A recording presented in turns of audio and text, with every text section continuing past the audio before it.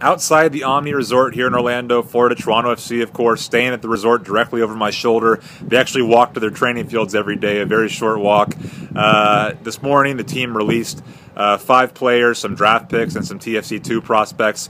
But the story is more about the guys who are still here. Mo Babouli, a TFC Academy product, is still with the team. He's expected to likely sign a first-team contract. They like the flair he brings on the outside. They like his ability to create scoring opportunities. He showed well Wednesday night when he came off the bench and created some chances in that 1-1 draw with Montreal. And also draft pick Tsubasa Endo is still with the team. He's expected to sign a first-team deal. They like what he brings, his maturity, his ability on the ball, his work rate is second to none so far.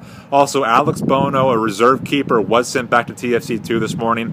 That leaves open the possibility that Quillen Roberts, who's been with the team for 4 years now, a Toronto-born player who signed with the team at 17, is likely going to be the reserve keeper behind Clint Irwin. Spoke with him this afternoon. He's excited. He talked about the work that is spent to get here and the patience, and that really playing that position, you have to be patient until you finally get your chance. It looks like that's finally happening for Quillen Roberts. He's expected to be the number 2 keeper heading into the opening weekend.